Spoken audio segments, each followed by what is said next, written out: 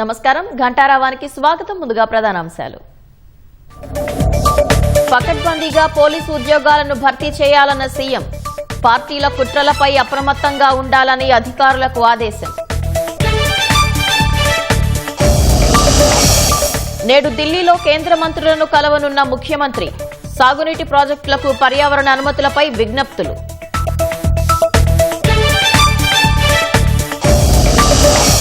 జలాశయాల్లోకి చేరుతున్న నీటితో చిగురిస్తున్న ఆశలు. సాగునీటి విడుదలపై నేడు ఇంజనీర్ల కమిటీ సమావేశం.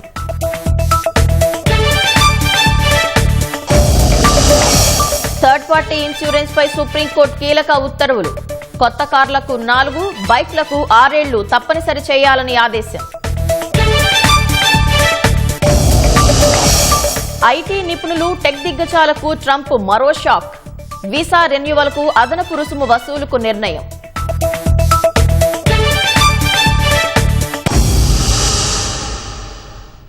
శ్రీశైలం ప్రాజెక్టులో 100 టీఎంసీలు దాటిన నీటి నిల్వ.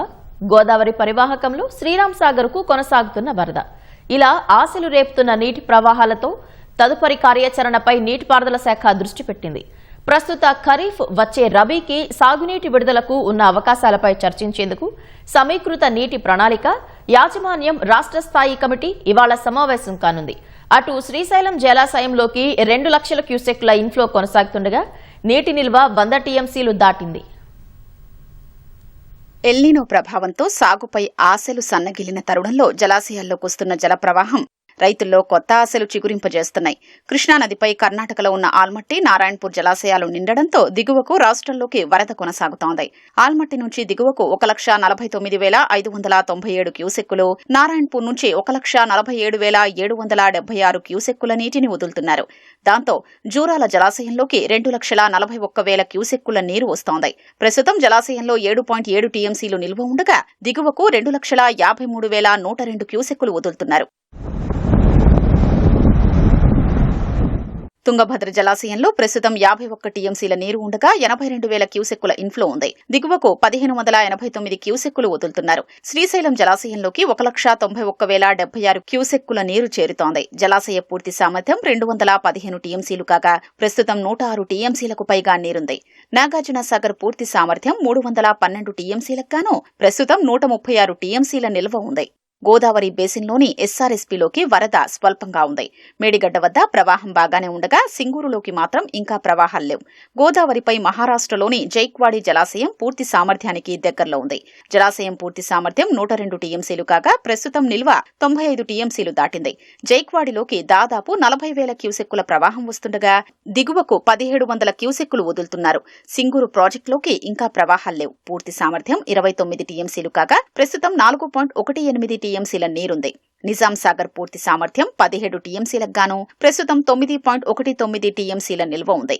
నిజాం సాగర్లోకి 7,789 క్యూసెక్కుల వరద వస్తోంది.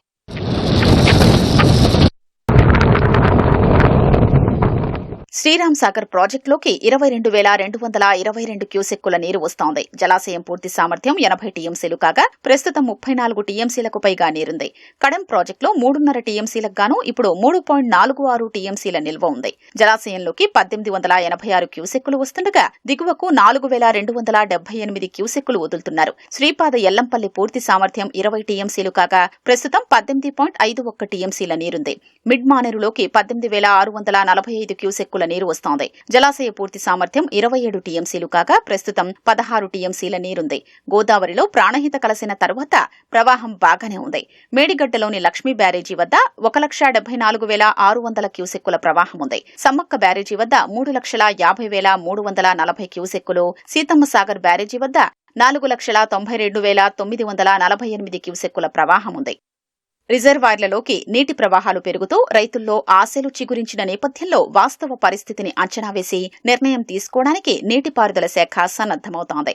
ఇప్పటి వరకు ఉన్న నిల్వలు, వస్తున్న ప్రవాహాలు, తాగునీటి అవసరాల్ని పరిగణలోకి తీసుకుని ప్రస్తుత ఖరీఫ్, వచ్చే రబీకి సాగునీటి విడుదలకు ఉన్న అవకాశాలపై చర్చించడానికి సమీకృత నీటి ప్రణాళిక యాజమాన్యం రాష్ట్ర స్థాయి కమిటీ ఇవాళ సమావేశం కానుంది. ఇంజనీర్ ఇన్ చీఫ్ అధ్యక్షతన జరిగే ఈ సమావేశంలో అన్ని ప్రాజెక్టుల చీఫ్ ఇంజనీర్లు పాల్గొనున్నారు. శ్రీశైలం, శ్రీరామసాగర్ ప్రాజెక్టుల మీద ఆధారపడే ఎక్కువ ఆయకట్టుంది. శ్రీశైలం నుండి నాగార్జున సాగర్ కు నీటి విడుదల ప్రారంభమైతే సాగర్ ఎడమ కాలువ ఆయకట్టుతో పాటు ఏఎంఆర్పీ, కల్వకుర్తి ప్రాజెక్టుల కింద సాగుకు అవకాశాలు మెరుగుపడతాయి. శ్రీరామసాగర్లోకి మరో 40 టీఎంసీలు వస్తే వానాకాలం ఆయకట్టు వరకు కొన్ని తడులు ఇవ్వడానికి వీలవుతుంది. లేదంటే తాగునీటి అవసరాలకు ఉంచుకుని ముందస్తు రబీలో కొంత సరఫరా చేసే అవకాశం ఉంది. ఎల్నినో కారణంగా పరిస్థితులు ఎలా ఉంటాయో అంచనా వేయలేని నేపథ్యంలో తాగునీటికి మొదటి ప్రాధాన్యమివ్వాల్సి ఉంది. వీటన్నింటిపై రాష్ట్ర స్థాయి ఇంజనీర్ల కమిటీ చర్చించనుంది. జలాశయాల్లో పూడిక తీస్తే ఇసుక, మట్టి, రాళ్లు సహా వ్యర్థాలన్నీ బయటికి రావాలి. కానీ అత్యధికంగా ఇసుక మాత్రమే బయటకు వస్తోంది. ఇది కరీంనగర్ జిల్లా దిగువ మానేరు డ్యాంలో చేపట్టిన పూడిక తీతలో జరుగుతున్న తతంగం. సెడిమెంట్ వెలికితీత పేరుతో కేవలం ఇసుక తీయటం అనేక అనుమానాలకు తావిస్తోంది. కరీంనగర్ జిల్లా దిగువ మానేరు జలాశయంలో నీటి నిల్వ సామర్థ్యాన్ని పునరుద్ధరించేందుకు చేపట్టిన సెడిమెంట్ వెలికితీత ఇసుక చుట్టే తిరుగుతోంది.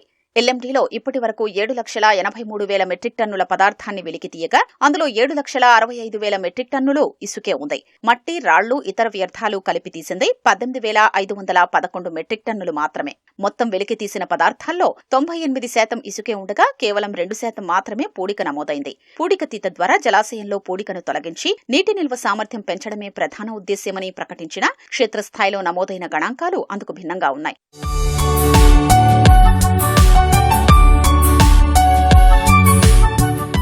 జలాశయాల్లో పేరుకుపోయిన ఇసుక, మట్టి, రాళ్లు, వ్యర్థాలతో కూడిన నిక్షేపాల్ని వెలికితీసి నీటి నిల్వ సామర్థ్యాన్ని పునరుద్ధరించేందుకు ప్రభుత్వం ఈ ప్రాజెక్టుకు శ్రీకారం చుట్టింది. అందులో భాగంగా కడెం, మధ్య, దిగువ మానేరు జలాశయాల్లో 3.74 టీఎంసీల నీటి నిల్వ సామర్థ్యాన్ని పునరుద్ధరించాలని లక్ష్యంగా పెట్టుకుంది.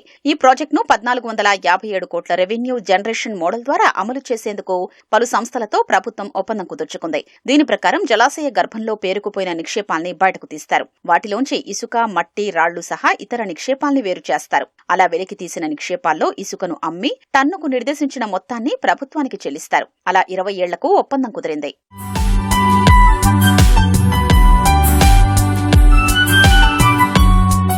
గతేడాది అక్టోబర్ నుంచి దిగువ మానేరు డ్యాంలో పూడిక తీత మొదలైంది. కార్యకలాపాల కోసం నీటిపారుదల శాఖ ఎల్ఎండీకి చెందిన 50 ఎకరాల్ని గుత్తేదారు సంస్థకు కేటాయించింది. ఇప్పటి వరకు సుమారు 7,83,000 మెట్రిక్ టన్నుల ఇసుకను వెలికితీయగా 1,13,000 మెట్రిక్ టన్నుల ఇసుకను డిస్పాచ్ చేశారు.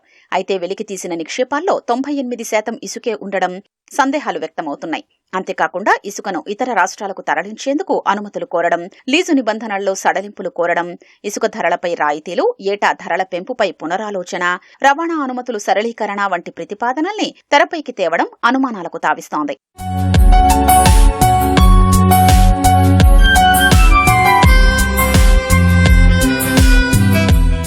దీనిపై నీటిపారుదల శాఖ చీఫ్ ఇంజనీర్ సత్యనారాయణ రెడ్డిని వివరణ కోరగా జలాశయ గర్భంలోని నిక్షేపాల్లో పూడిక, ఇసుక నిష్పత్తులు ప్రతి ప్రాంతంలో ఒకేలా ఉండేవని చెప్తున్నారు.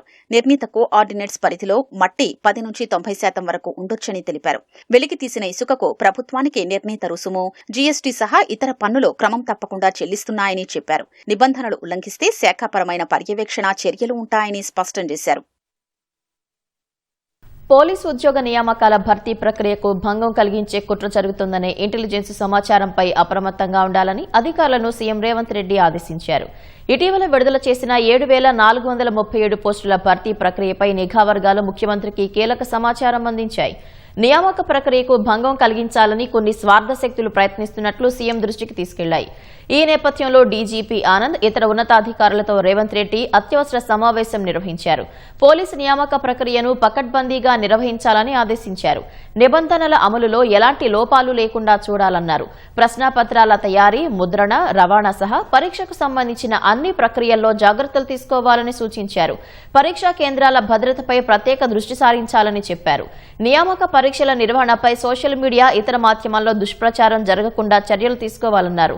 పరీక్షల నిర్వహణ పూర్తయ్యే వరకు సైబర్ సెక్యూరిటీ, ఇంటెలిజెన్స్ విభాగం అప్రమత్తంగా వ్యవహరించాలని ముఖ్యమంత్రి స్పష్టం చేశారు. ముఖ్యమంత్రి రేవంత్ రెడ్డి ఇవాళ ఢిల్లీలో పలువురు కేంద్ర మంత్రులను కలవనున్నారు. నిన్న రాత్రి ఢిల్లీ చేరుకున్న ఆయన ఇవాళ కేంద్ర అటవీ, పర్యావరణ శాఖల మంత్రి భూపేందర్ యాదవ్ తో భేటీ కానున్నారు. పార్లమెంటు ప్రాంగణంలో జలశక్తి శాఖ మంత్రి సిఆర్ పాటిల్ కేంద్ర మంత్రులను కూడా కలిసే అవకాశం ఉంది. రాష్ట్రానికి సంబంధించిన ప్రాజెక్టులకు అనుమతులు, నిధుల మంజూరుపై కేంద్ర మంత్రులతో చర్చించనున్నారు. అనంతరం ఏఐసీసీ నేతలను సైతం కలిసి నియోజకవర్గాల పునర్విభజన, ఇతర అంశాలపై చర్చించే అవకాశం ఉంది. రోడ్డు ప్రమాదాలు జరిగినప్పుడు వాహనంలో కూర్చున్న ఏ వ్యక్తికైనా బీమా కంపెనీలు కాంప్రహెన్సివ్ ప్యాకేజ్ కింద పరిహారం చెల్లించాల్సిందేనని సుప్రీంకోర్టు స్పష్టం చేసింది. 1996లో రోడ్డు ప్రమాదంలో మరణించిన చిత్తూరు జిల్లా వాసి రాము కుటుంబానికి బీమా కంపెనీ 10,500,000 రూపాయలు ఇవ్వాలన్న ఉమ్మడి హైకోర్టు తీర్పును సుప్రీంకోర్టు సమర్థించింది. దేశంలో సగానికి పైగా వాహనాలు బీమా లేకుండానే నడుస్తున్నాయని, రోడ్డు ప్రమాద బాధితులకు సకాలంలో పరిహారం అందటం లేదని ఆవేదన వ్యక్తం చేసింది. బీమా లేకపోతే బంకుల్లో పెట్రోల్ పోయకుండా పైలట్ ప్రాజెక్టు రూపొందించాలని కేంద్రం ఐఆర్డీఏలను ఆదేశించింది. వెంటనే రోడ్డు రవాణా శాఖతో చర్చించి నిర్ణయం తీసుకోవాలని స్పష్టం చేసింది. వాహనాలు కొనే సమయంలో తీసుకునే థర్డ్ పార్టీ ఇన్సూరెన్స్ గడువును పెంచింది. ఇకపై కొత్త కార్లకు 4, బైక్లకు 6 ఏళ్లు బీమా తప్పనిసరి చేయాలని ఆదేశించింది. బేసిక్ పాలసీతో పాటు add on, personal accident cover, own damage cover ఆప్షన్లను కల్పించాలని ఐఆర్డీఏకు సూచించింది. బీమా లేకుండా తిరిగే వాహనాలను కెమెరాలతో గుర్తించి ఆటోమేటిక్ గా ఈ చలాన్లు జారీ చేయాలని ఆదేశించింది. క్షేత్రస్థాయిలో బీమా స్టేటస్ ను ఎప్పటికప్పుడు చెక్ చేసేలా పోలీసులకు ప్రత్యేక డివైస్లు ఇచ్చి వాహన్ పోర్టల్ కు అనుసంధానించాలని సుప్రీంకోర్టు స్పష్టం చేసింది. యమన్ పశ్చిమ తీరంలోని ఎర్ర సముద్రంలో ప్రయాణిస్తున్న భారతీయ వాణిజ్య నౌకపై హౌతీ తిరుగుబాటుదారులు దాడికి పాల్పడ్డారు. ఈ దాడి సమయంలో నౌకలో 13 మంది భారత నావికులు, ఒక యెమెన్ పౌరుడు ఉన్నారు. హౌతీల దాడుల్లో నౌక సముద్రంలో మునిగిపోగా అందులోని నావికులందరినీ యెమెన్ నేవీ, కోస్ట్ గార్డ్ కలిసి సురక్షితంగా కాపాడాయి. సౌదీ అరేబియా నుంచి చమురును మోసుకొస్తున్న ఎంఎస్వీ ఫైజే నూరే ఒలియా నౌక బాబ్ అల్ మండబ్ జలసంధిలోకి ప్రవేశించగానే హౌతీలు ఆత్మాహుతి పడవతో ఢీకొట్టించారు. ఎర్ర సముద్రంలో భారత నౌకపై జరిగిన తొలి దాడి ఇదేనని తెలుస్తోంది. ఈ దాడిని కేంద్ర ప్రభుత్వం తీవ్రంగా ఖండించింది. వాణిజ్య నౌకలపై దాడులను తక్షణమే ఆపాలని డిమాండ్ చేసింది. అంతర్జాతీయ చట్టాలకు లోబడి స్వేచ్ఛాయుత, నిరంతరాయ నౌకాయానాన్ని పునరుద్ధరించాలని ప్రకటన విడుదల చేసింది. ప్రాణాలతో బయటపడ్డ భారతీయుల భద్రత కోసం రియాద్లోని భారత ఎంబసీ చర్యలు తీసుకుంటుందని, యెమెన్తో సమన్వయం చేసుకుంటుందని ఎంఏఈ తెలిపింది. భారతీయులను రక్షించిన యెమెన్ అధికారులకు కృతజ్ఞతలు తెలియజేసింది. అమెరికాలో ఉన్న భారతీయ ఐటీ నిపుణులతో పాటు టెక్ దిగ్గజాలకు డొనాల్డ్ ట్రంప్ యంత్రాంగం మరో షాక్ ఇచ్చింది. H-1B, L-1 వీసాల పొడిగింపుపై కూడా అదనపు రుసుము వసూలు చేసేందుకు సిద్దమైంది. ఇప్పటి వరకు కేవలం కొత్త వీసాలు, కంపెనీల మార్పులకే పరిమితమైన ఈ రుసుమును ఇకపై పాత ఉద్యోగుల వీసా రెన్యువల్స్ కు కూడా వర్తింపచేయాలని హోంల్యాండ్ సెక్యూరిటీ విభాగం ప్రతిపాదించింది. అమెరికాలో 50 కంటే ఎక్కువ మంది ఉద్యోగులు ఉండి వారిలో సగానికి పైగా విదేశీ వీసాదారులు ఉన్న కంపెనీలు ఇకపై ప్రతి వీసా పొడిగింపునకు $4,000 నుంచి $4,500 వరకు అదనంగా చెల్లించాల్సి ఉంటుంది. అమెరికాలో ఏటా H-1B వీసా పొడిగింపులు పొందుతున్న వారిలో దాదాపు 78% మంది భారతీయులే ఉండటంతో ఈ కొత్త నిబంధన మన ఐటీ నిపుణులపై తీవ్ర ప్రభావం చూపుతుంది. అదే సమయంలో టీసీఎస్, అమెజాన్, మైక్రోసాఫ్ట్, గూగుల్ వంటి ప్రముఖ టెక్ కంపెనీలపై ఏటా కోట్లాది రూపాయల అదనపు ఆర్థిక భారం పడనుంది. దశాబ్ద కాలంగా సీఎంఆర్ వ్యవస్థ కార్యకలాపాలపై సమగ్ర ఆడిట్ నిర్వహించాలని ప్రభుత్వం నిర్ణయించింది. ఈ మేరకు సచివాలయంలో అధికారులతో ఉన్నత స్థాయి సమీక్ష నిర్వహించిన మంత్రి ఉత్తమ్ ధాన్యం సేకరణ నుంచి బియ్యం అప్పగింత వరకు ప్రతి లావాదేవీ వివరాలు సేకరించాలని ఆదేశించారు. దశాబ్ద కాలంగా ధాన్యం సేకరణ, సీఎంఆర్ బకాయిలు, ఎఫ్సీఐకి అప్పగించిన బియ్యం, మిల్లర్ల వారీగా పెండింగ్ డిఫాల్ట్లు, రికవరీల పురోగతి చర్యలను విస్తృతంగా చర్చించారు. ప్రభుత్వ ధాన్యంపై చేసిన తనిఖీలు, దాడులు, నమోదైన క్రిమినల్ కేసులు, రికవరీలు, న్యాయపరమైన చర్యలపై vigilance, enforcement director general DS Chauhan, పౌర సరఫరాల కమిషనర్ స్టీఫెన్ రవీంద్ర మంత్రికి సమగ్ర నివేదిక సమర్పించారు. కొంతమంది మిల్లర్లు బియ్యం అప్పగింతలో జాప్యం చేయడం, ప్రభుత్వ ధాన్యం దారి మళ్లించడం, ఒప్పందాలు ఉల్లంఘించడం వంటి చర్యలకు పాల్పడ్డారని ప్రస్తావించారు. అయితే ప్రభుత్వ ధాన్యం అక్రమ మళ్లింపుపై లోతైన విచారణ కొనసాగించాలని మంత్రి ఉత్తమ్ అధికారులను ఆదేశించారు. లైఫ్ సైన్సెస్ రంగంలో హైదరాబాద్ దేశంలోనే ముందు వరుసలో ఉందని మంత్రి శ్రీధరబాబు అన్నారు. ప్రపంచానికి కావాల్సిన కీలకమైన వ్యాక్సిన్లు ఇక్కడి నుంచే ఉత్పత్తి అవుతున్నాయని పేర్కొన్నారు. ఈ రంగాన్ని మరింత ముందుకు తీసుకుపోయేలా ప్రభుత్వం ప్రత్యేక లైఫ్ సైన్సెస్ పాలసీని తీసుకొచ్చిందన్నారు. ఆస్ట్రేలియాకు చెందిన ఆర్ఎంఐటీ బిట్స్ పిలానీతో లైఫ్ సైన్సెస్ రంగంలో పరిశోధనలపై అవగాహన ఒప్పందం కుదుర్చుకుంది. తెలంగాణ లైఫ్ సైన్సెస్ విభాగం ఆధ్వర్యంలో జరిగిన ఈ కార్యక్రమంలో మంత్రి శ్రీధరబాబు సమక్షంలో ఒప్పందం జరిగింది. ఈ మేరకు లైఫ్ సైన్సెస్ రంగంలో ఉన్న పరిశ్రమల అవసరాలకు అనుగుణంగా పరిశోధనలు నిర్వహించి ఆ మేరకు ఉత్పత్తులు చేయనున్నారు. దీనివల్ల హైదరాబాద్ కేంద్రంగా మరికొన్ని కొత్త ఔషధాలు, వ్యాక్సిన్లు మార్కెట్లోనికి వచ్చే అవకాశం ఉందని మంత్రి వెల్లడించారు. లైఫ్ సైన్సెస్ ఈరోజు ఎక్స్పోర్ట్స్కు సంబంధించి కూడా ఇప్పటికి కూడా 1/3 ఆఫ్ ద వ్యాక్సిన్స్ ఇక్కడే మ్యానుఫ్యాక్చరింగ్ కాబడతాయి. అమెరికాలో 55% ఆఫ్ ద జెనరిక్ మెడిసిన్ ఇక్కడ హైదరాబాద్లో, తెలంగాణ రాష్ట్రంలో ఉత్పత్తి కావడం జరుగుతుంది. సో దీన్ని రెండో స్థాయిలో తీసుకుపోవాలంటే ఇన్నోవేషన్ చేయాలా, రీసెర్చ్ డెవలప్మెంట్ ఇక్కడే కావాలి, ఇక్కడే పెద్ద ఎత్తున మాలిక్యూల్స్ డెవలప్ చేయాలా. దీని ద్వారా ఆర్థిక వ్యవస్థ కూడా ముందుకెళ్లే అవకాశం ఉంటుంది. కనుక దీన్ని గుర్తించి ఇప్పుడే ఇలాంటి కార్యక్రమాలు చేయాలని, ఇలాంటి రీసెర్చ్ కార్యక్రమాలను పెద్ద ఎత్తున ప్రోత్సాహం చేయాలనే ఆలోచనతోనే మా ప్రభుత్వం ముందుకెళ్తాం. ఈ లైఫ్ సైన్సెస్, ఫార్మస్యూటికల్ ఇంజనీరింగ్ వాటిలలో Hyderabad is a leading player అనమాట. సో హైదరాబాద్ ఫార్మస్యూటికల్ ఇంజనీరింగ్కి, డ్రగ్ మ్యానుఫ్యాక్చరింగ్కి కంట్రీలోనే ఒక పెద్ద హబ్, ఇది వరల్డ్లోనే చాలా పెద్ద హబ్ అనమాట. బట్ వాటికి మనం కొత్త కొత్త మాలిక్యూల్స్ని డిస్కవర్ చేయాలంటే, కొత్త కొత్త మెడిసిన్స్ కనుక్కోవాలంటే ఈ రీసెర్చ్ కొలాబరేషన్స్ కావాలి. లేకుంటే వాళ్ళు ఎంతసేపు జెనరిక్స్ మీదనే పనిచేస్తున్నారు కానీ కొత్త డ్రగ్ డిస్కవర్ అవ్వట్లేదు అనమాట. సో దాన్ని మేము సాల్వ్ చేయడానికి కానీ ఆర్ఎంఐటీ తోటి పార్ట్నర్షిప్ చేసి బిట్స్ పిలాని ఇక్కడ ఉండే ఇండస్ట్రీస్ తోటి కనెక్ట్ అయ్యి మేము ఒక కొత్త పిహెచ్డి ప్రోగ్రామ్ని లాంచ్ చేస్తున్నాం. ఆ ప్రోగ్రాంలో ఏంటంటే మేము హండ్రెడ్స్ ఆఫ్ పిహెచ్డి స్టూడెంట్స్ని ఈ కొత్త మాలిక్యూల్స్ని ఎలా కనుక్కోవాలి, రైట్, కొత్త డ్రగ్ డిస్కవరీ వాటి మీద ట్రైనింగ్ చేయడానికని ఈ ఇనిషియేటివ్ చేశాము. రాష్ట్రంలో విద్యార్థుల పోషకాహారం మెరుగుపరిచే దిశగా మధ్యాహ్న భోజన పథకంలో చేపలు చేర్చే అంశం ప్రభుత్వం పరిశీలిస్తుందని మంత్రి వాకిటి శ్రీహరి అన్నారు. జిల్లా నుంచి గ్రామస్థాయి వరకు నెలకొన్న సహకార సంఘాల సభ్యత్వ వివాదాలు పరిష్కరించేందుకు చర్యలు తీసుకుంటామని తెలిపారు. జిల్లా మత్స్యశాఖ సహకార సంఘాల అధ్యక్షులు, ప్రమోటర్లతో సమావేశమైన మంత్రి మత్స్యకారుల సంక్షేమం, మత్స్యరంగ అభివృద్ది, మౌలిక సదుపాయాల కల్పన, సహకార సంఘాల బలోపేతం వంటి అంశాలపై విస్తృతంగా చర్చించారు. 26,000 చెరువులు, 100 రిజర్వాయర్లలో చేపల పెంపకం మరింత విస్తరించడంతో పాటు మత్స్యకారులకు అవసరమైన అన్ని వసతులు కల్పించేందుకు ప్రభుత్వం కట్టుబడి ఉందన్నారు. మత్స్యకారులకు ఇన్సూరెన్స్, మోపెడ్లు, రిటైల్ అవుట్లెట్ షాపుల ఏర్పాటు కోసం ప్రభుత్వం ప్రత్యేక కార్యాచరణ రూపొందిస్తుందని తెలిపారు. ఈ ఏడాది కూడా ఉచిత చేప పిల్లల పంపిణీ పథకం కొనసాగించడంతో పాటు మత్స్యకారులకు సంబంధించిన పెండింగ్ బకాయిల విడుదలకు ప్రత్యేక కృషి చేస్తామని హామీ ఇచ్చారు. పీసీసీ అధ్యక్షుడు మహేష్ కుమార్ గౌడ్ కు మాజీ మంత్రి, బీఆర్ఎస్ శాసనసభ్యుడు హరీష్ రావు లీగల్ నోటీసులు పంపారు. తనపై చేసిన తప్పుడు ఆరోపణలకు బేషరతుగా క్షమాపణ చెప్పాలని, లేదంటే చట్టపరంగా ముందుకెళ్తామని స్పష్టం చేశారు. గాంధీభవన్లో నిర్వహించిన మీడియా సమావేశంలో హరీష్ రావుపై చేసిన వ్యాఖ్యలు పరువు నష్టం కలిగించేలా ఉన్నాయని పేర్కొన్నారు. రాజకీయ ప్రయోజనాల కోసం ప్రతిష్టను దెబ్బతీసే ఉద్దేశంతో తప్పుడు, నిరాధార, దుష్ప్రచార వ్యాఖ్యలు చేశారని తెలిపారు.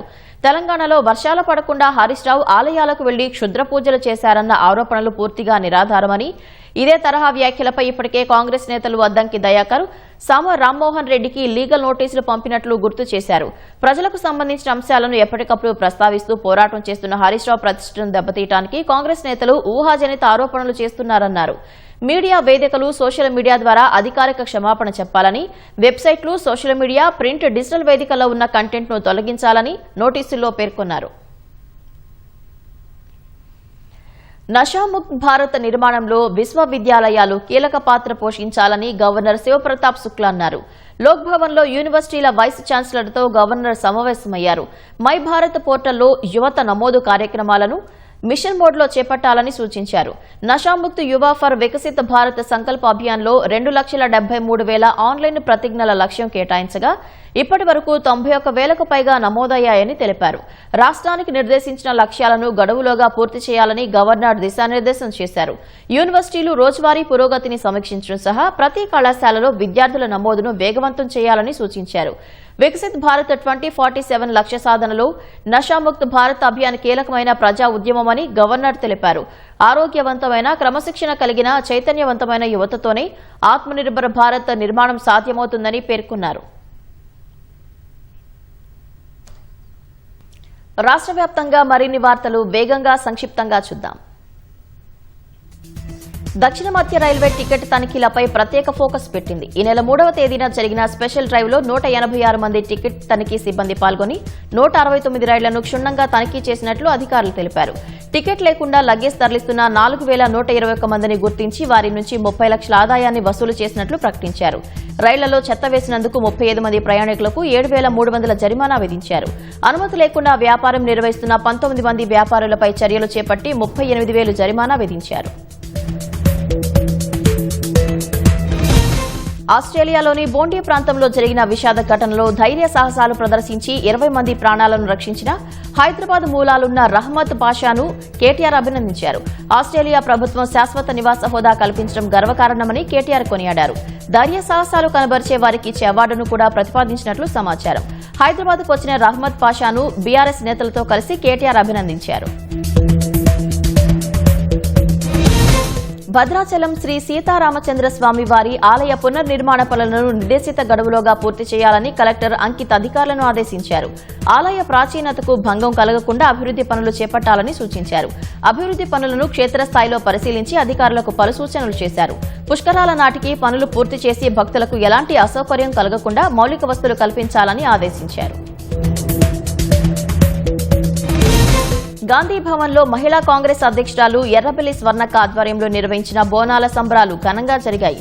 తెలంగాణ సంస్కృతి సంప్రదాయాలకు అద్దం పట్టేలా బోనాలు పండుగ నిర్వహించారు.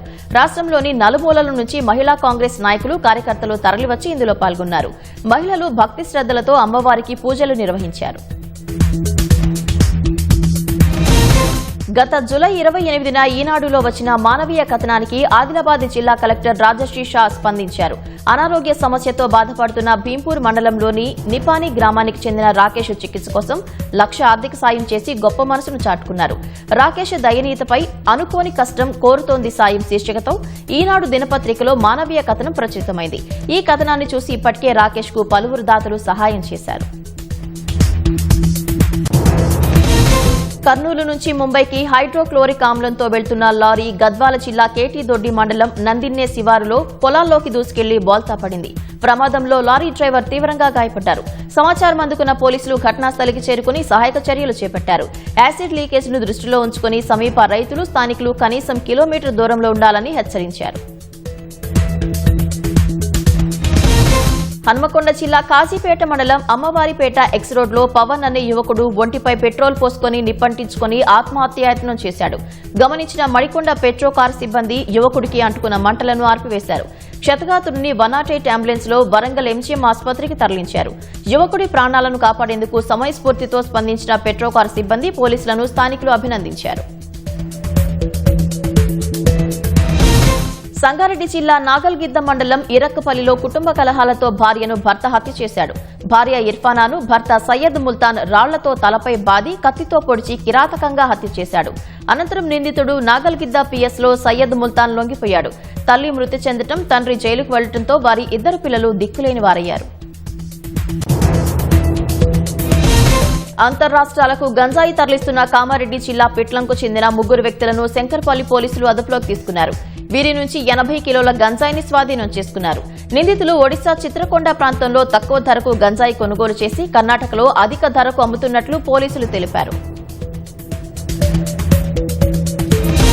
సంగారెడ్డి జిల్లా మొగుడంపల్లి మండలంలో అటవీ భూముల ఆక్రమణదారులపై అటవీ శాఖ అధికారులు కొరడా జులిపిస్తున్నారు.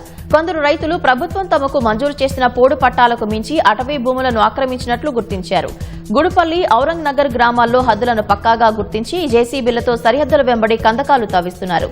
అటవీ భూములను ఆక్రమిస్తే కేసులు నమోదు చేస్తామని హెచ్చరించారు. హైదరాబాద్ లంగర్ హౌస్ లక్ష్మీనగర్ ప్రాంతంలో అక్రమంగా నిల్వ ఉంచిన సుమారు 21 క్వింటాళ్ల పీడీఎస్ బియ్యం గోధుమలను అధికారులు స్వాధీనం చేసుకున్నారు. సయ్యద్ రహీం అనే వ్యక్తిపై క్రిమినల్ కేసుతో పాటు 6A కింద కేసు నమోదు చేశారు. ప్రభుత్వం పేదలకు అందించే రేషన్ బియ్యాన్ని అక్రమంగా విక్రయించడం, నిల్వ చేయడం, రవాణా చేసే వారిపై కఠిన చర్యలు తీసుకుంటామని అధికారులు హెచ్చరించారు.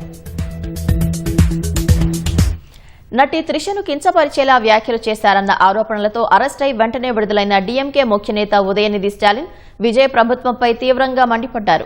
ప్రతిపక్ష నాయకుడైన తనను ప్రభుత్వం ఒక ఉగ్రవాదిలా చూసిందని, 3000 మంది పోలీసుల భద్రత మధ్య 400 కిలోమీటర్ల దూరంలోని తంజావూరుకు రోడ్ మార్గంలో తీసుకెళ్లారని ఆవేదన వ్యక్తం చేశారు. పోలీసులు కనీస మర్యాద లేకుండా ప్రవర్తించారని ఆరోపించారు. తంజావూరు ఎయిర్పోర్టులో మాట్లాడిన ఆయన త్రిషను కించపరిచేలా వ్యాఖ్యలు చేశారన్న ఆరోపణల్ని ఖండించారు. కావేరీ జలాల విడుదలపైనే మాట్లాడానని, ఆ ప్రసంగాన్ని ఎడిట్ చేశారని తెలిపారు. మహిళలను అవమానించే ఉద్దేశం తనకు లేదని, ప్రతి మహిళ తనకు కుటుంబ సభ్యురాలేనని పేర్కొన్నారు. కావేరీ జలాల విషయంలో అసమర్థతను కప్పిపుచ్చుకునేందుకే విజయ్ ప్రభుత్వం ఈ అరెస్ట్ డ్రామా ఆడిందని ఉదయనిధి ఆరోపించారు. విజయ్, ఆయన మంత్రులు ఫోటోషూట్లు, సోషల్ మీడియా రీల్స్కే పరిమితమయ్యారని, పాలన సర్కస్ క్యాంపును తలపిస్తుందని ఎద్దేవా చేశారు.